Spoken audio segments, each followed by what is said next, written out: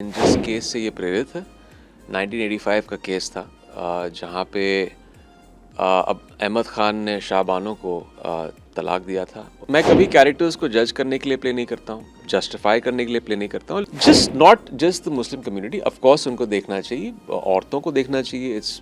ये एक औरत की आवाज़ की कहानी है। शुक्रिया, थैंक यू।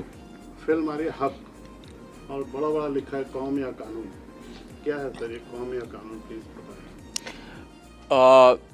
शायद यंगर जनरेशन्स को इस केस के बारे में इतना पता नहीं है, लेकिन जिस केस से ये प्रेरित है 1985 का केस था, जहाँ पे अब अहमद खान ने शाहबानो को तलाक दिया था। और उस वक्त शाहबानो ने जाके 3 कोर्ट्स में, सेशन कोर्ट, हाई कोर्ट और सुप्रीम कोर्ट में अपनी खुद की डिग्निटी के लिए वो केस लड़ी थी, क्योंकि अहमद खान ने उनको मेंटेनेंस देना बंद कर दिया था डिवोर्स के बाद।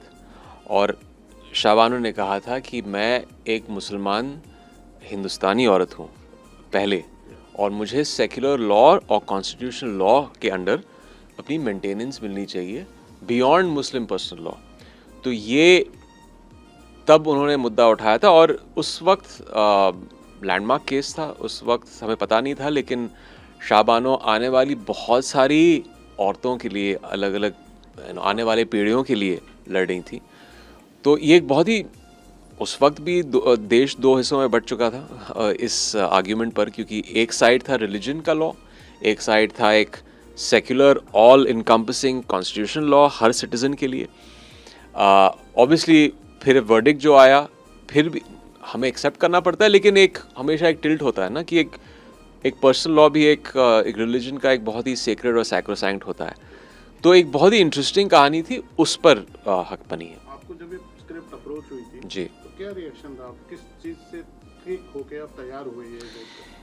देखिए, हमेशा जब एक किरदार जिस तरह अहमद खान था उस केस में, इसमें नाम अब्बास खान है, लेकिन वो अपने नज़रिए से तो सही है, वो अपने नैरेटिव का हीरो है। और मैं कभी कैरेक्टर्स को जज करने के लिए प्ले नहीं करता हूँ, जस्टिफाई करने के लिए प्ले नहीं करता हूँ। लेकिन वो किस नज़रिए से आ रहा था? वो आ रहा था इस नज़रिए से कि मेरा जो ट्रेडिशन के हिसाब से, अपने पर्सनल फेथ, अपने रिलीजन, उसका जो परसेप्शन था, उस पर एक स्टॉन्च बिलीवर था, और वो अपने नज़रिए से सही था, इसलिए वो ये केस लड़ रहा था। वो खुद लॉयर था, तो वो अपना खुद का केस लड़ रहा था। तो it was a very interesting dynamic. और मैं फिर से कहूँगा कि मैं जस्टिफाई करने के लिए कैरेक्टर प्ले नहीं कर रहा हूँ। मैं इस कैरेक्टर को भी एक विलन की तरह नहीं देखता हूँ। अगर मैं खुद इसको एक विलन की तरह देखने लगूँ तो मैं वैसे ही प्ले करूँगा उसको।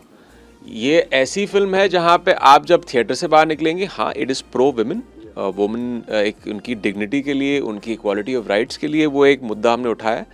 But at the same time, अगर आपको लगे जहाँ फाइनल मोनोलॉग और फिल्म के दौरान आपको लगे अच्छा, अहमद भी, अब्बास भी कहीं अपने नज़रिए से, क्योंकि जो एनवायरनमेंट में पला बड़ा था, जो इसकी कंडीशनिंग थी, वो सही था अपनी तरफ, तो हमने अपना काम कर लिया है। तो ये फिल्म किसी तरह का जजमेंट हम नहीं दे रहे हैं, उंगली नहीं उठा रहे हैं, बस एक बहुत ही अनबायस तरीके से हमने केस को आपको दिखाया। फिर आप आप पे है, आप किस नज़रिए से थिएटर से बाहर निकलते हैं।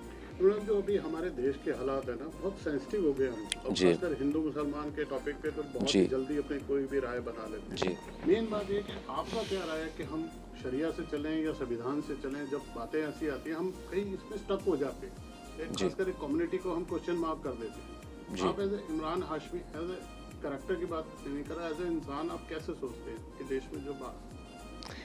देखिए, सेंटिमेंट्स के बारे में अभी मैं ज़्यादा उसमें नहीं जाना चाहूँगा, बस मैं इस फिल्म के कॉन्टेक्स्ट में कहना चाहूँगा कि मैंने कल प्रेस कॉन्फ्रेंस में भी कहा था कि मैंने इस फिल्म को, जब फिल्म की स्क्रिप्ट पढ़ी थी, तो यस, मैंने एक क्रिएटिव, एक एक्टर के नज़रिए से देखा था, लेकिन पहली बार अपने करियर में मुझे देखना पड़ा कि एक सेंसिटिविटी जहाँ पे होती है, एक कॉम को लेकर, कम्युनिटी को लेकर, मेरी कम्युनिटी को लेकर, आई हैव टू बी थोड़ा कॉग्निसेंट, और एक अलग तरीके से मुझे इसको एनालाइज करना पड़ेगा।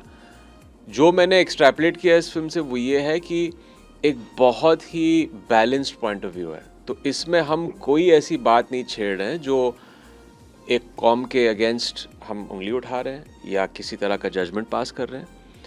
इट जस्ट सो हैपेंड कि ये उस मुस्लिम कम्युनिटी से बिलोंग करते थे, अहमद खान और Shah Bano, but it's a very balance story and it's exactly how it played out in 1985। अब वो केस इसलिए इतना मीन्स वॉलेटाइल था और इतने सारे डिबेट्स और सब शुरू हुए थे। It be interesting to know कि जब ये फिल्म रिलीज़ होगी, इसका जो रिएक्शन होगा जब लोग सिनेमा हॉल में देखेंगे, ये मुझे एक्चुअली आई डोंट नो। मैं खुद कह रहा हूँ, मुझे पता नहीं है कि लोग बाहर आके क्या उनका, मगर एज अ लिबरल मुस्लिम मैं ये कह सकता हूँ कि I had no problems with the view point of the film, क्योंकि हम किसी कम्युनिटी को मिलाइन नहीं कर रहे हैं। अगर होते तो मैं ये फिल्म नहीं करता, बट इसमें कोई ऐसी मिलाइनिंग वाली बात नहीं है। And just to give a view point of the kind of Muslim I am, मैंने परवीन से शादी की थी जो एक हिंदू है। मेरे फैमिली में मेरे बेटे जो है वो पूजा भी पढ़ते हैं, वो नमाज भी पढ़ते हैं।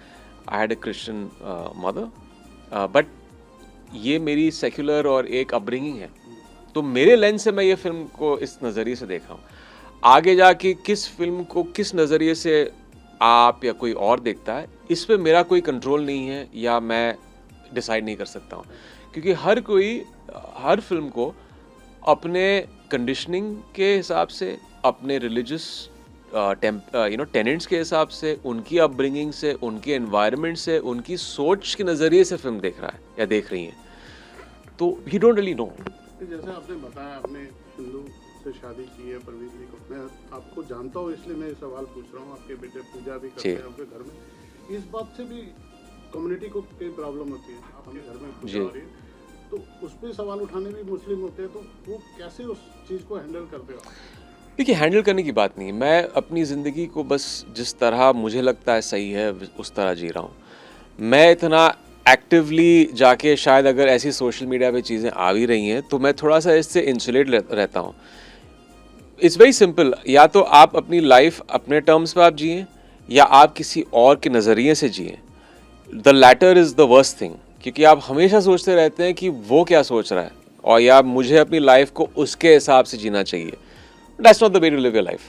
मुझे पता है कि मेरी अपब्रिंगिंग इस तरह है, एक बहुत ही हमारी सेक्युलर माइंडसेट है घर में, फैमिली में, and that's the way will always be. तो हम अपनी लाइफ जी रहे हैं।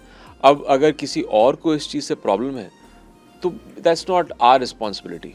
और आपने कल अपील भी की ट्रेलर लॉन्च में कि मुस्लिम कम्युनिटी से appeal. I think so, I think क्या है just not just the Muslim community, of course उनको देखना चाहिए, औरतों को देखना चाहिए। इट्स ये एक औरत की आवाज़ की कहानी है, उनके इक्वालिटी की कहानी है, जो सर्टेन राइट टू डिग्निटी उसकी कहानी है, और मर्दों के लिए भी। आई थिंक ये जो बायसेस होती हैं मर्दों के, जो एक पेट्रियार्कल सोसाइटी में जो होता है कि हमें लगता है कि इट्स अ मैन्स वर्ल्ड और हमें जो हम कर सकते हैं हम करेंगे, and it costs a woman her dignity, वो एक थोड़ा सा रिफ्लेक्शन इस फिल्म में दिखाया गया है। तो अगर आप उस पर इंट्रोस्पेक्ट करेंगे तो आपको कुछ एक वैल्यू जैसी चीज़ मिलेगी इस फिल्म में।